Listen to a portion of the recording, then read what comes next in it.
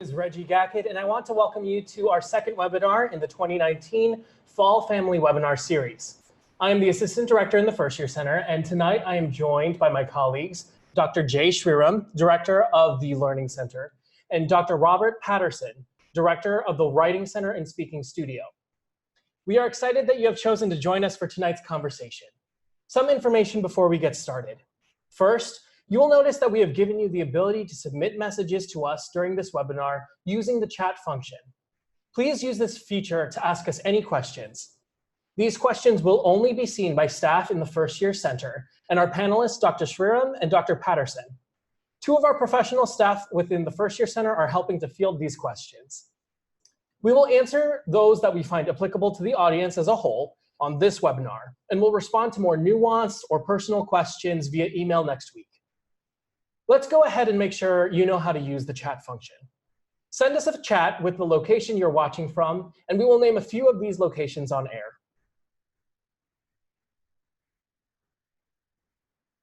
While you do that, this webinar is being recorded live. Next week, we will upload the webinar to families.woostel.edu website. Lastly, in a moment, we will be hearing from our panelists about the services offered by the Learning Center and the Writing Center and Speaking Studio. If something our panelist says sparks a question, don't forget to chat us. After hearing from our panelists, we will move to the Q&A portion of the evening. Before passing things along to Dr. Shriram, I want to share some of the places that people are joining us from. We have families tuning in from St. Louis, Missouri, Atlanta, Georgia, Boston, Massachusetts, among others. Now, since I know you all want to hear about the academic support that we have on campus, I will turn it over to Dr. Shriram. Thank you, Reggie.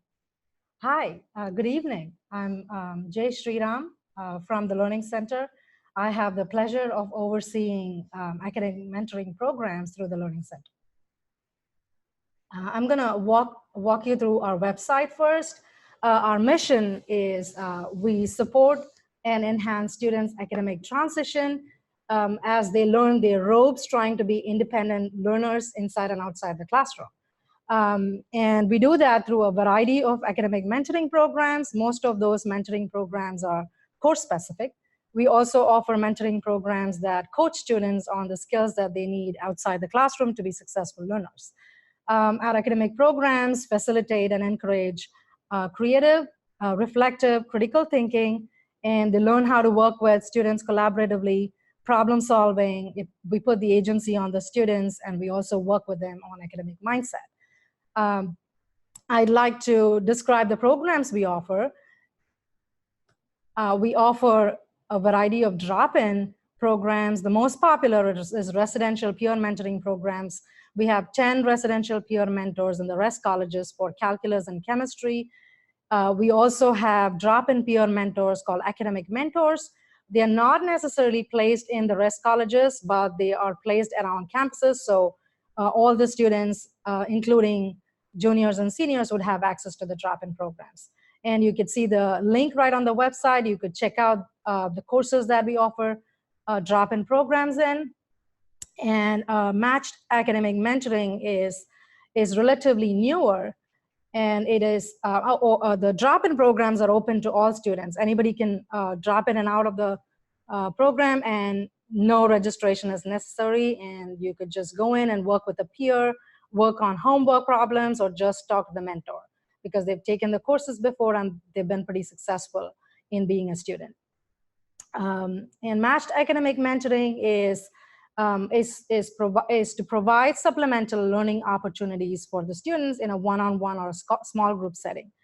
It offers additional learning opportunities for a specific group of students who may have lesser preparation coming in, who have larger foundational gaps in certain concepts.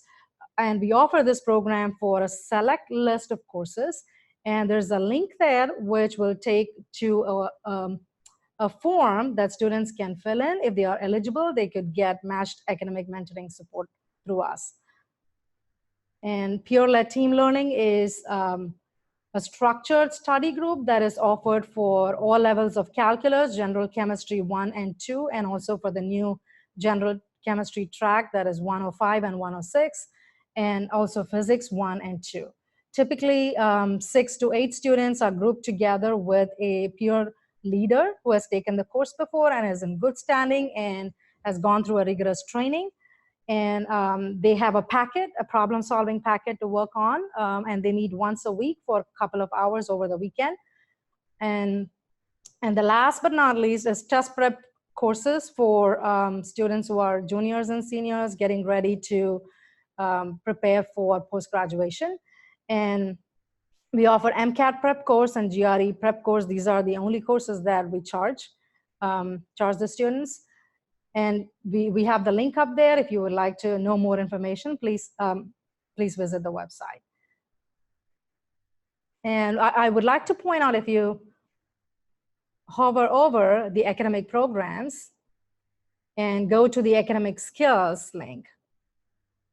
So all the programs that I mentioned so far are course specific, but the academic skills is more general academic skills related. And the topics that we support students are all listed over there. And you could find the list of peer coaches within the orange box over there. The list of coaches are mentioned there with their email addresses, and a sign-up link is also provided. So students could just click on the link and make an appointment and meet with the coach, even on a recurring basis, to talk about time management, note-taking, and all of the topics that are mentioned over there. Great, thank you so much. So at this point, we're going to transition over and hear a little bit more about the academic experience here at WashU. Okay, thank you, Reggie. I'd like to talk a little bit about the common academic challenges that we see in the students. First is the rigor of Washington University or any university. The students that we meet, we often hear that I just had to study right before the exam in high school and I would get an A. Or things like I would just do my homework during the break. And it's the whole point. The 99% of the time, it's about getting used to the environment here in college. And how do they study and how often they study, how do they prepare for the exams, all of that. And if they might be taking multiple first priority courses and they might be putting one course over the other, spending 80% of the time on one course over another course, and taking a perspective on, how should I schedule my time to prioritize the courses? What do I have a firm grasp on? And maybe take a second priority, and the first should be the courses that I come in with lesser knowledge on. What is my preparation like for this particular course? And sometimes there is a lot of comparison.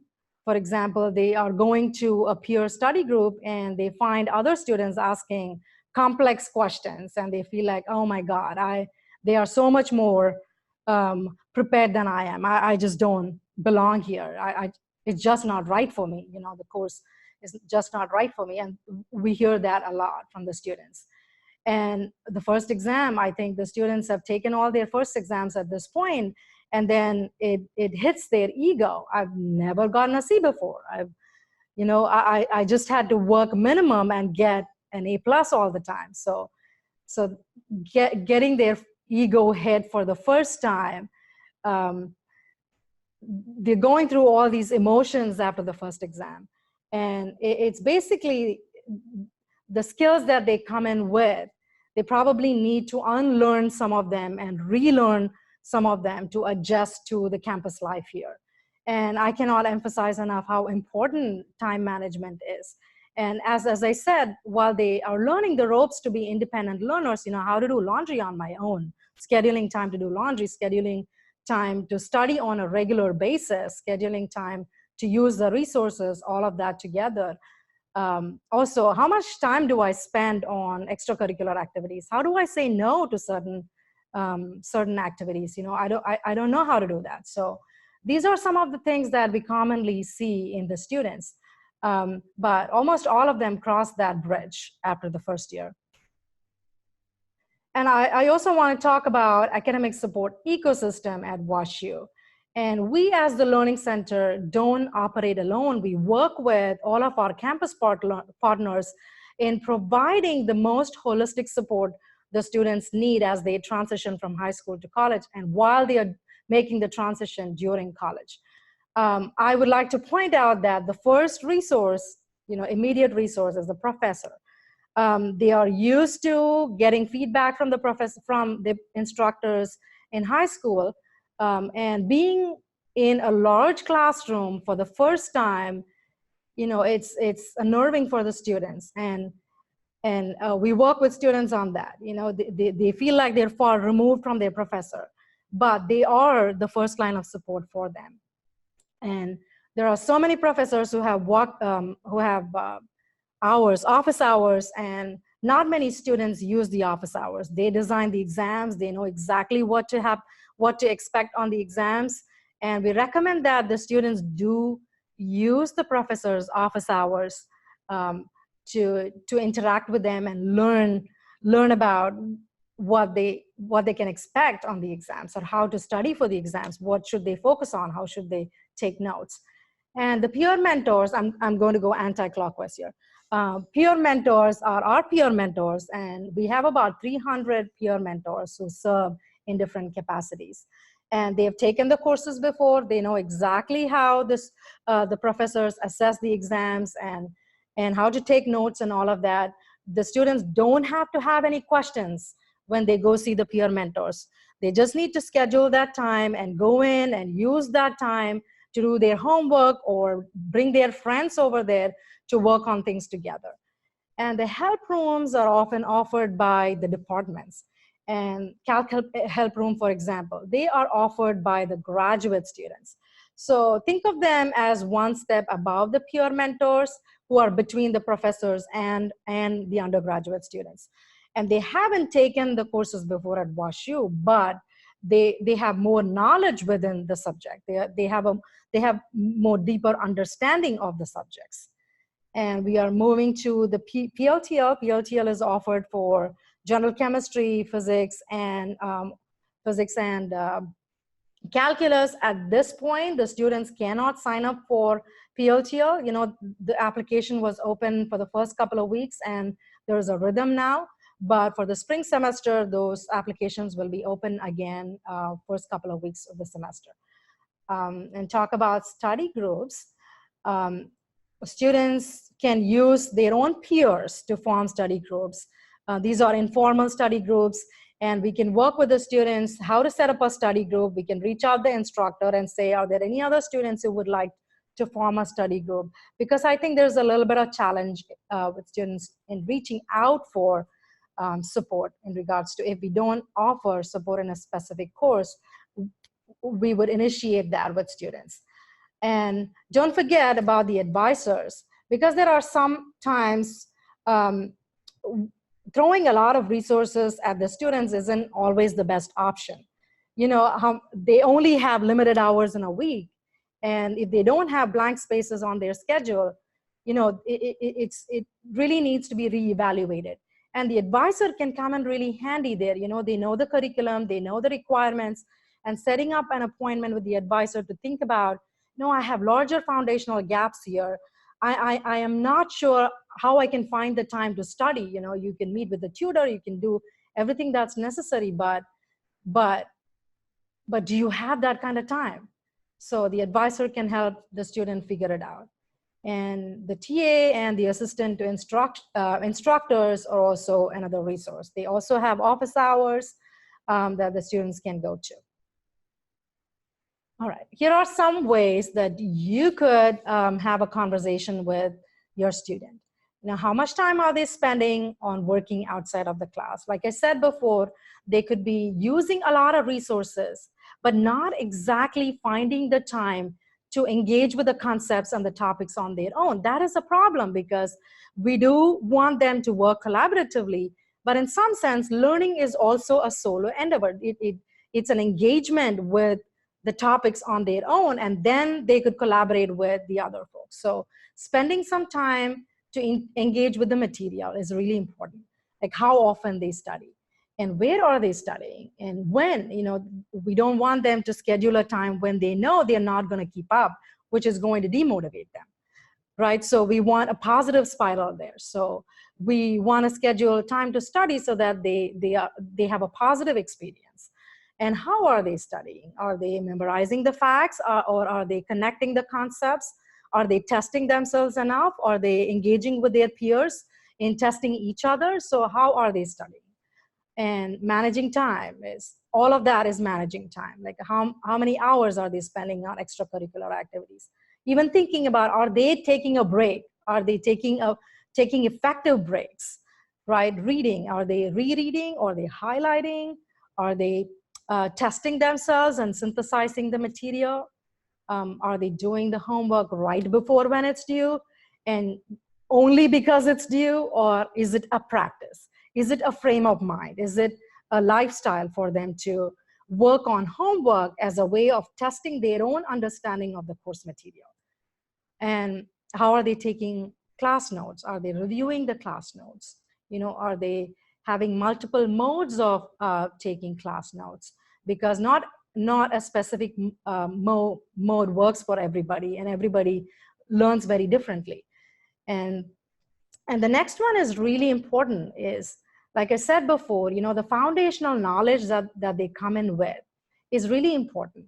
So they only have limited hours in a week, as I said before. So if they have larger foundational gaps, they do need to meet with their advisor to think about, is this class the right one for them at this time?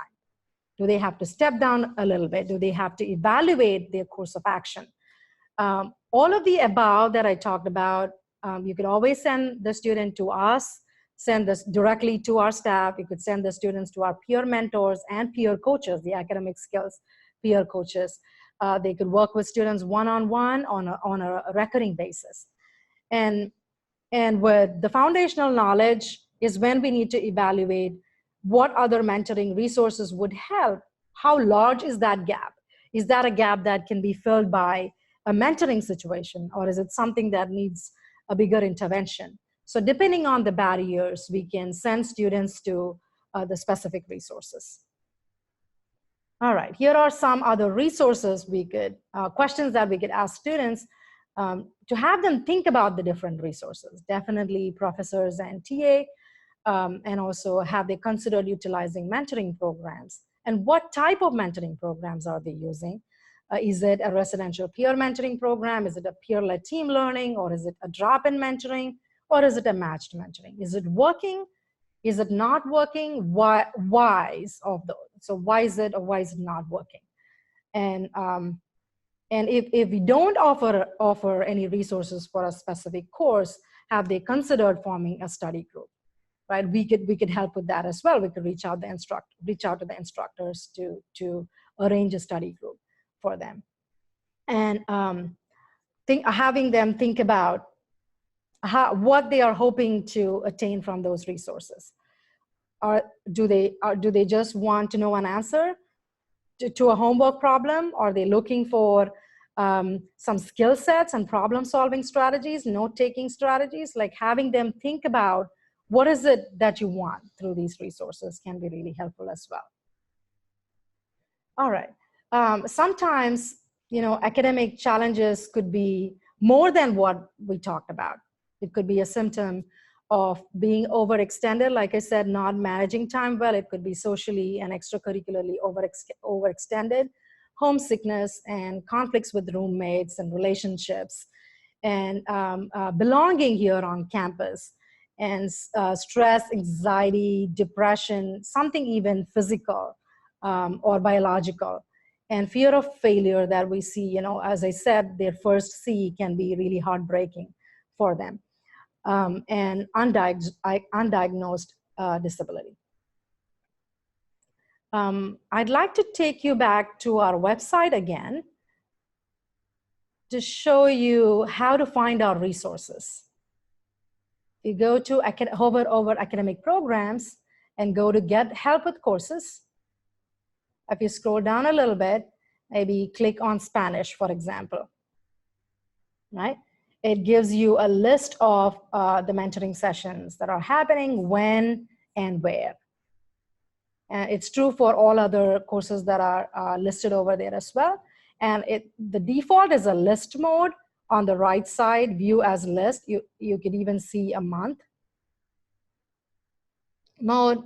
And And sometimes we only have one drop-in session for Spanish, but for Comp Sci, we have two. So you could see how spread out they are. And your student can also copy this link and add it to their own calendar and see all these events on their calendar. So even if they don't go to it, they know when it's happening and they can make a decision about, okay, I should go to this. I'm falling behind on homework. I should use this time to work on my homework. Thank you, Dr. Shuram, for all of that insightful information. While hearing you speak, I wanted to ask an initial question that I think many of our families will be wondering. So what hours is the Learning Center open, and what times of day and the week, within the week, are the services offered? Absolutely. The Learning Center is open 8:30 to 5 p.m. Mondays through Fridays. We are currently located in South 40, along with disability services, disability resources. But starting January, we'll be located in a new place, along with the Writing Center will be in the Gargoyle space. Yeah. Thank you so much. And about the other question, our services, I showed you the links to the schedule before. So our events are all spread out, so the students could go to our website to find out where they are located and when they are happening. Wonderful. Now that we've heard about the Learning Center, we will hear from Dr. Patterson about the services provided by the Writing Center and the Speaking Studio. Thank you. So my name is Robert Patterson, director of the Writing Center. And most times when people first hear about what I do for a living, they first want to talk about grammar, and they want to talk to me all about the things in grammar that they like to harp on. I don't like to talk about grammar. And then the second thing that they usually say is, oh, you must see such horrible writing. Students need so much help with writing. And I kind of take that personally, because the writing that we see in the Writing Center is absolutely amazing. We work with amazing writers who come in and they're having these wonderful conversations, and I get to overhear these conversations where there's a student writer meeting with a more experienced tutor writer, and they're just having this conversation about interesting ideas, how to develop them, and how best to communicate them. And of course, everyone's at a different place in terms of those ideas and how to communicate with them and so on. But we absolutely love seeing what comes in, and certainly what students are able to produce after these conversations. So, you know, we work with strong writers, people who consider themselves writers, and we work with people who are still trying to figure it out and don't consider themselves writers, but we keep telling them, yes, you are writers. So if we look at these slides here in terms of what we actually do, we work with all writers. That means we are working with first-year students in that college writing course, all the way through seniors writing a thesis. We work with PhD students writing dissertations. And the thing I know parents and families are really interested in, yes, we help them with cover letters to get jobs. We help them with personal statements to get into law school and grad school and medical school. And we don't just work with them on coursework or academic writing, but you know, anything career related, if they're applying for money, if they want to write an email home to you on a tricky subject, we have helped students with that as well. And of course, we're working on writing, but we're also working on things like confidence, resilience, critical thinking and reading skills, and just a self-awareness as scholars, writers, and people. So this is all very much linked to what Jay was saying, that this isn't just about academic skills, but there's a head game involved, and of course, a very emotional game involved as well. So how do we do that? First is it's one-on-one. So we are working one-on-one for an hour during an appointment. So that student, that writer gets a personal connection and the personal attention of someone who genuinely cares about what they're working on. And actually, our tutors actually love this part of the job, because they get to sit down with people working on any number of disciplines and get to just talk about interesting ideas. And they do that by respecting students as writers and scholars, that they have something valuable to contribute. We're not grading or evaluating them, so we can fill this role as coach and ally. And in a lot of ways, Jay was saying that the professors and office hours are a first resource, but students aren't always comfortable doing that. So we like to kind of be a stepping stone where they can come in knowing we're not judging them. They can say, I have no idea what this professor wants. And we can talk to them, get them comfortable sharing their work, and even coach them on, okay, so here are questions that are better suited for your professor. Here's what you can go into office hours with. Here are the kinds of things that you can ask. And they can kind of feel a little more comfortable going in with some prepared questions for their first time. We engage them and their ideas. We're not a proofreading or line editing service. Instead, we respect them as scholars in the process of developing their ideas and then trying to find the best way to communicate those ideas. And that's what every researcher and writer and faculty member on this campus is trying to do right now. By just proofreading and line editing, we're actually doing them a disservice because it doesn't really help them grow as scholars and writers. And of course, the best part of this job is that it is a long game. We get to have long-term connections and relationships with the students who come in. We can certainly help in a single session, but we get to work with them beyond the single semester that, say, a faculty member may have them for. We may work with someone in their first year college writing course, and then again when they're sophomores and juniors, and then we get to see them when they're working on a senior thesis. We may also help them with a cover letter applying for a job or graduate school. And all along they're improving, but we're also seeing them taking risks and kind of trusting these relationships to be able to come in and say, this isn't quite right. I took a risk here. Maybe it's not a good idea, but I want to show it to you. And of course, research shows how every connection to the campus community is actually helping with student success. We're often one of the first personal long-term connections students have to a university entity in the first semester or two. So now for the nuts and bolts. We work primarily by appointment with all students. We have an online scheduling system to make those appointments. I'm not going to get into the details on that now because, quite frankly, we want them to do that themselves, and they can always give us a call if they're having a little trouble with it, but it's a pretty basic system. These are 1 hour one-on-one sessions, and we're open Sunday through Friday, 11 a.m. till 9 p.m., so it usually works with just about anyone's schedule. The trick is that the demand for our services is extremely high.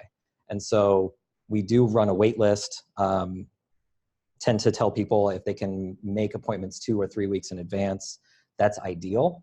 Great strategy is to take a look at a syllabus. When are my papers due? Let me make some appointments weeks in advance. And then those also act as early deadlines to keep them managing their time well.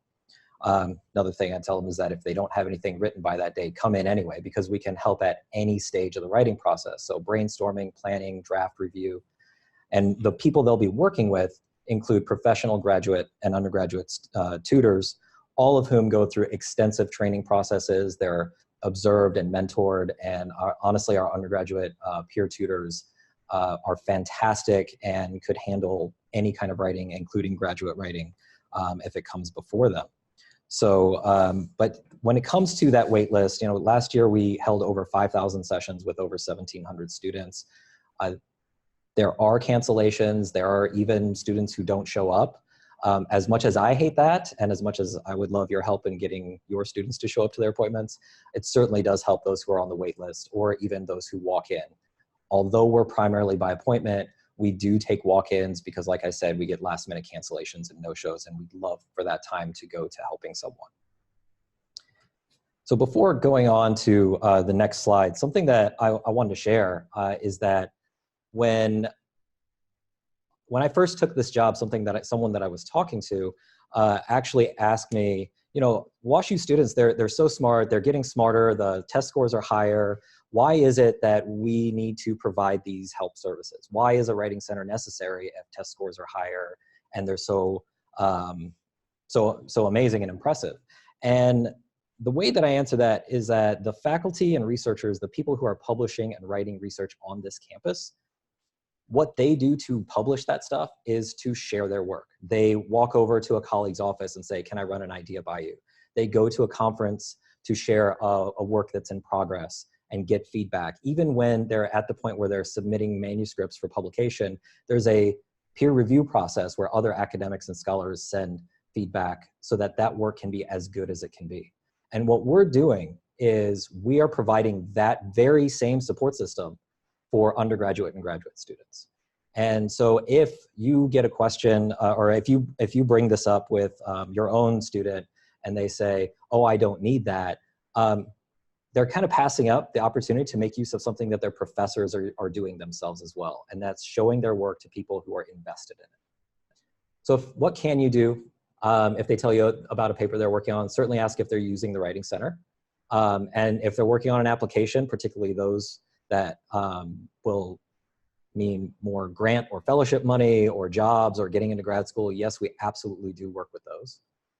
From time to time, they may tell you that the schedule is full, they can't get in. And I did mention that, you know, we have a waitlist function on our website and they'll get text messages when there are openings, but tell them to try walking in.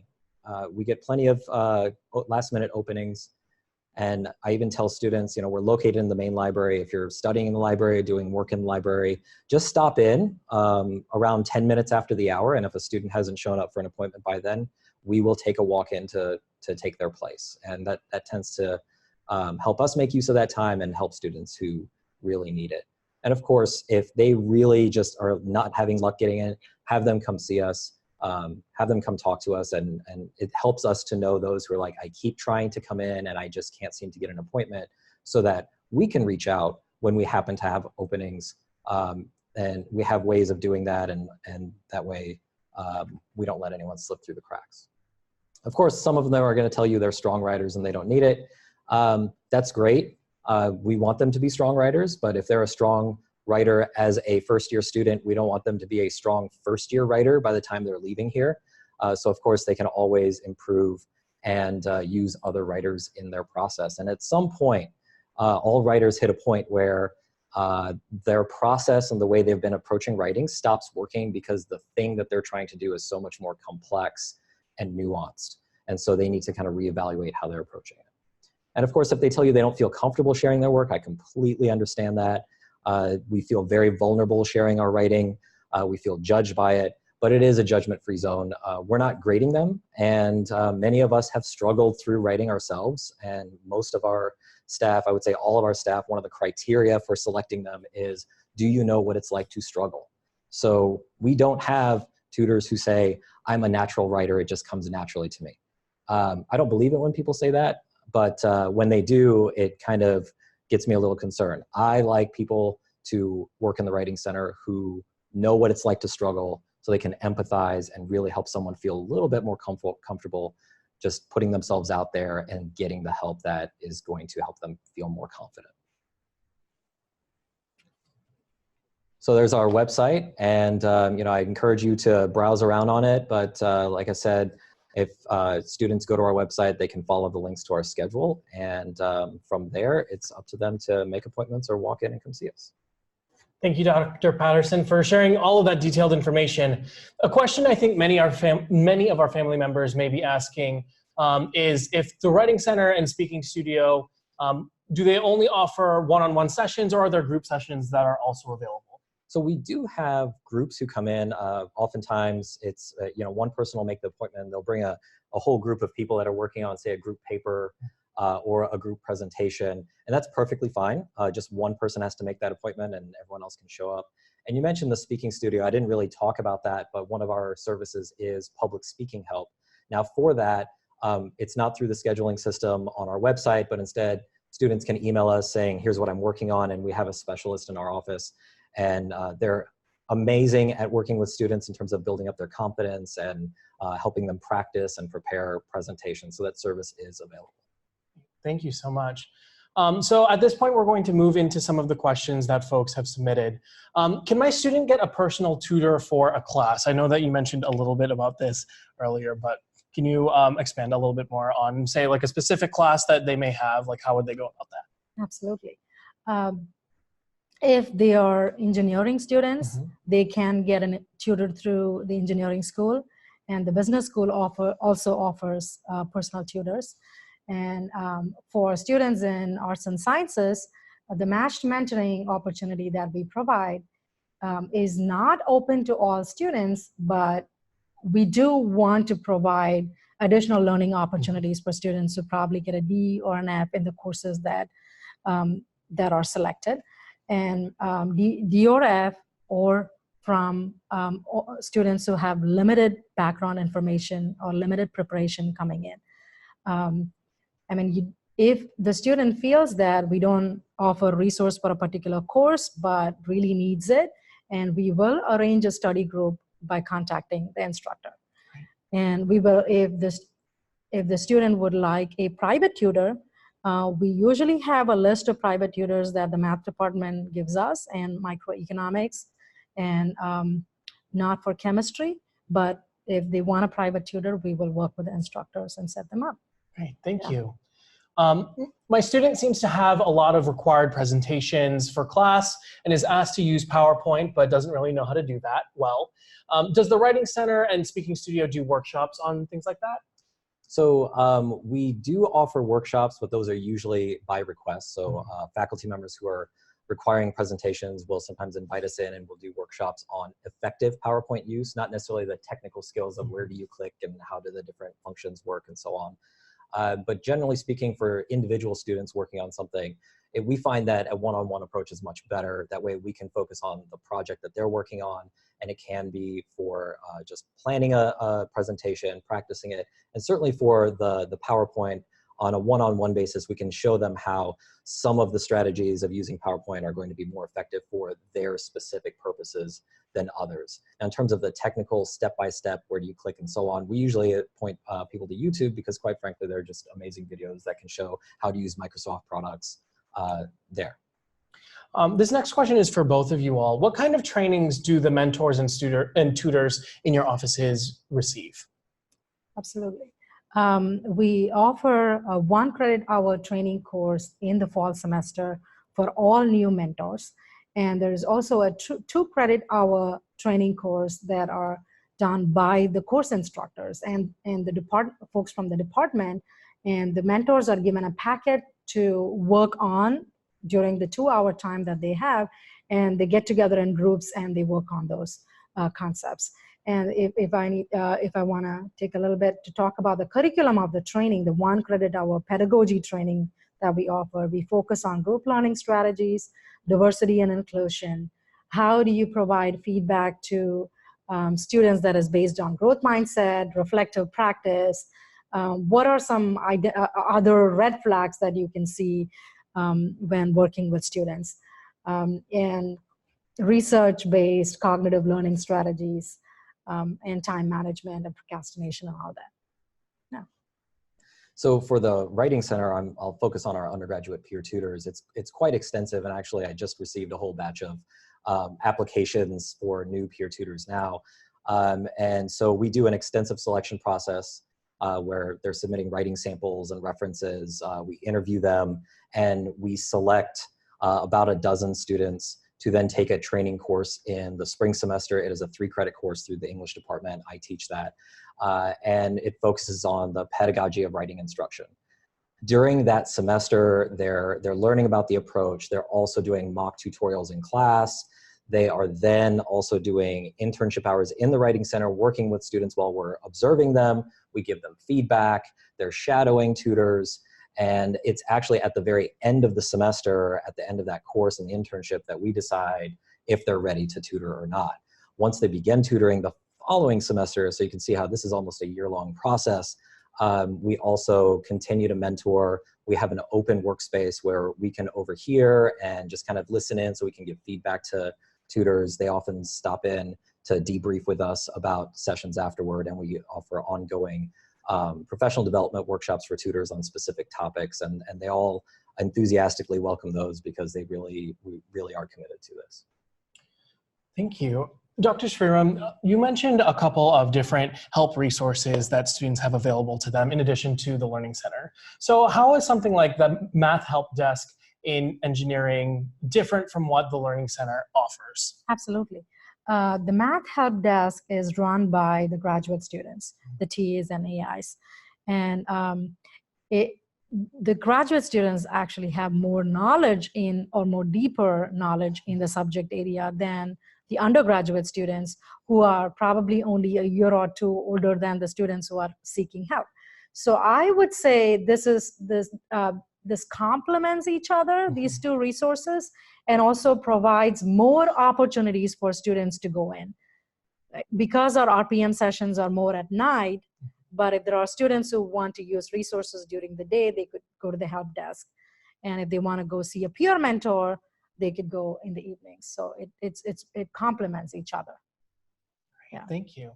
So we know that many of these resources appear to show up in some narratives around first-year students. What support do you offer to sophomores, juniors, and seniors, or suggest to those other populations, those older students? Absolutely. Our focus is to support students in foundational courses that are large in size. But we do offer some courses which are also foundational, like organic chemistry and DFQ, matrix algebra, statistics are sophomore level courses. We hope that our programs provide the skills and strategies that the students need to be independent learners when they are juniors and seniors. And as they go up, there's a saying that the students take the professor, not the course, as they are going through the coursework. So the class sizes also are smaller as they are in the upper class students, in the courses that the upper class students take. So we would want to encourage the students to use instructor office hours and also AIs and TAs in those courses. And we also serve as a support for those students if they still need to work on how to approach the instructors or creating a study group. All the courses that we offer support for now are based on demand. But if there are any courses, upper level courses, if the students need support with, we will take them seriously. Absolutely. Thank you. Dr. Patterson, what is the biggest writing challenge you see students facing during their first year here at WashU? I think for many, it's just a matter of time management. They're trying to do many, many things, and something like college writing requires quite a bit of writing. And then if they're also in first-year seminars and other courses that require writing, it's a lot to manage. And so one of the things that we do talk to students about is about how to make writing more manageable, rather than trying to bang it all out in one draft, which is going to require 4 to 6 hours. Where are they going to find 4 to 6 hours in their schedule? We do talk to them about strategies to make use of those times when they have half an hour or 1 hour. What kind of work can they do several times during the week, so that when they have a little time on the weekend, they can kind of put those things together into a greater paper. And then, of course, it's a new language, different instructors using different ways of thinking about writing, talking about writing, than they're used to in high school, and just kind of pushing beyond what they're used to. You're always getting into an area where you don't quite have your footing, and that's where our support can kind of help them navigate that and kind of decipher what's expected of them and how best to approach it. Thank you. So Dr. Sriram, you mentioned in your presentation that academic struggles may be a symptom of many different kinds of things. So what should my student do if they find that they have, say, a learning disability or a need for an accommodation in the classroom? Absolutely. I mean, the student could email disability resources at worcester.edu and contact the Disability Resources Office to get accommodations in the classroom.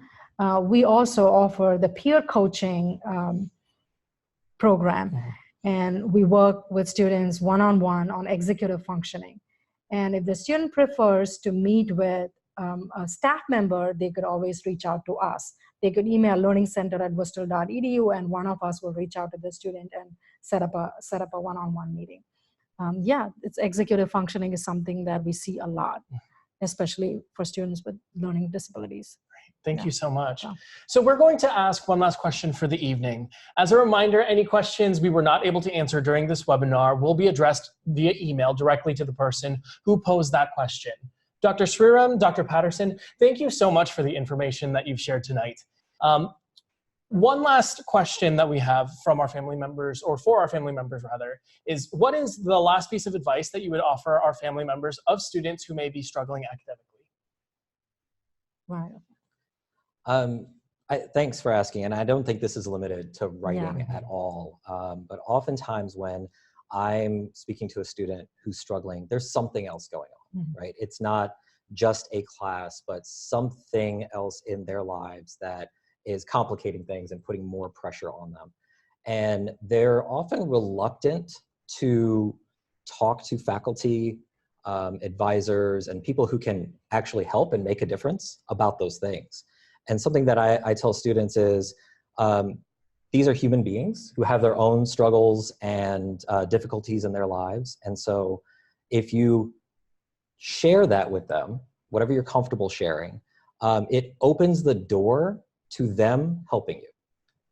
If you don't open that door, then they can't help you.